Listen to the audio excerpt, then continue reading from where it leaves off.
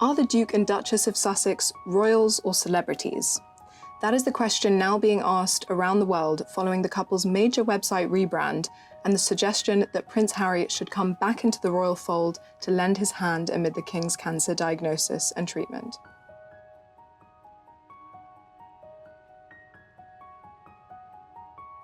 I've just returned from covering a very cold trip to Canada, where Harry and Meghan officially marked the one-year countdown to the next Invictus Games. And one of the things that really struck me during the visit was this crossover between their celebrity status and their royal pull. The mini-tour came right on the heels of the launch of their new website, sussex.com, in which the pair have positioned themselves very much on their royal titles, even using the Duchess's old coat of arms from when she married into the family to illustrate the words, "The Office of Prince Harry and Meghan, the Duke and Duchess of Sussex." It sparked speculation of a commercial rebrand for the Sussexes, who have faced difficulties with two of their major deals in the last few years. Spotify was famously axed early, washed down with a grifter's accusation by a company executive, and neither has it been smooth sailing with their production for Netflix. The revamped website included new philanthropic-focused biographies for the couple, describing the Duchess as a feminist, a champion of human rights and gender equity, as well as one of the most influential women in the world. Prince Harry, meanwhile, is described as a humanitarian, military veteran, mental health advocate, and environmental campaigner. The site immediately drew critics who questioned the suitability of using the royal coat of arms, with some arguing that it could clash with the spirit of the couple's understanding with Buckingham Palace, made at the Sandringham summit with the late Queen, to not trade on their royal status once they stepped down as working members of the family. The backlash brought home a point that has come full circle since their exit to the US in 2020, which is that they appear to still want to have both sides of the royal coin. In the background, we know that the commercialization of their titles is contrary to the agreement that they made with the palace, but the Telegraph has understood that the couple will not be stopped from using Meghan's coat of arms in the future. The pair also opted to use the titles of Prince and Princess for their two children, and while we were away in Canada, reports emerged that they are now also using Sussex as the official surname for Archie and Lilibet, rather than Mountbatten-Windsor, their given name at birth. So after trying to find freedom in the US from what they described as the constraints and pressures of the royal family, they also appear to recognize 4 years down the line that those titles do matter after all.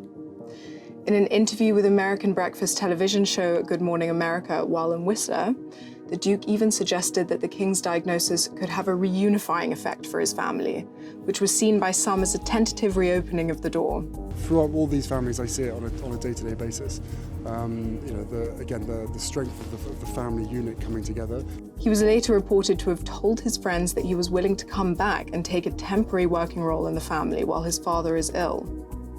Whether his words to GMA were intended to pave his way back into the royal fold or not, palace sources were quick to contradict the latter claim, saying that no offer for a temporary role was made during Harry's 30-minute reunion with the King at Clarence House.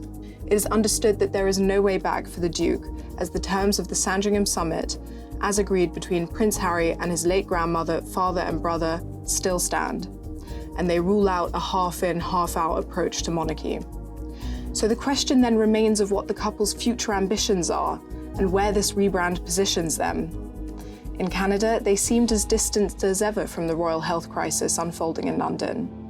But they were clearly devoted to the cause of their trip, with Harry jumping at the chance to try his hand at adaptive winter sports, such as the skeleton bobsleigh and sit skiing, along with his beloved Invictus Games veterans.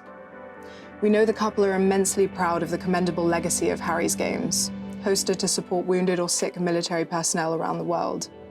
And that pride did cut through over the 3 days of events held in Whistler Mountain and in Vancouver. They rarely left each other's sides during the trip, always holding hands or with an arm around one another. And while Harry was being his well-known daring self with the sporting activities on offer, Meghan was always waiting for him at the finish line and eagerly filming him with a nervous smile. And not only did they interact warmly with each other, but Harry seemed to make a point of welcoming the press, thanking us for attending every event, and even coming over for a more personal thank you during their final appearance in front of the media. Well, thank you for covering this and here to tell the story. It came as somewhat of a surprise in light of his recent settlements and litigation with the British media, but he often interacted with us by joking around, giving us throwaway commentary on what he was doing, and even seemed to really enjoy showing off his competitive side to the assembled reporters while wheelchair curling with Michael Bublé. It was the cheating team that might have won. While it may have been a tactic to garner more coverage for the Games, which is one of the only remaining legacies he has from his time as a working royal, the acts of warmth may also signal a thawing of relations between him and the British media. But amid criticism that they were still capitalising on their royal status with the rebrand, and midway through their Canada trip, the Duke and Duchess's spokesman released an extraordinary statement insisting that the couple will not be broken by media speculation. It said that despite Harry and Meghan hearing time and time again that certain opportunities would make or break for them, they are still here and they are still pursuing what they believe in. The statement added that the pair continue to work despite being constantly challenged and criticised no matter what they do. This sentiment was one clearly shown to us in Canada, with Harry remaining laser-focused on Invictus and its impact. In the meantime, Meghan has also announced a new home for her podcasting ambitions, this time with an independent and female-founded company called Lemonada Media, rather than the global streaming giant Spotify. The Duchess said that the immediate plan was to re-release her Archetype series, so that more people would have access to it, and that launching a dynamic new podcast was also in the works. Harry, meanwhile, will remain as committed as ever to his Games in the run-up to the 2025 event, but also revealed in Canada that he has upcoming trips or stopovers to the UK planned, and that he will try to visit his family as often as he can. For the future, he made it clear that the majority of his life was in the States now, telling Good Morning America that he had even considered getting citizenship there. So it seems the Sussexes may continue to be isolated from the rest of the royals, advocating for their various causes while also capitalising on their celebrity status abroad. But recent events have begged the question whether the shift towards Harry's royal roots and the perceived olive branches extended to his father signals a recalibration in the couple's ambitions 4 years after stepping away from official duties and life in England.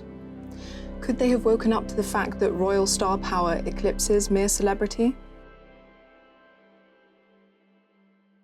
Royal Insight is now a fortnightly video output by The Telegraph, where we give you our insider knowledge and analysis of the main royal stories. For more royal content, make sure to read Camilla Tominey's weekly royal newsletter. And if you have any topics you'd like us to cover, please let us know in the comment section below.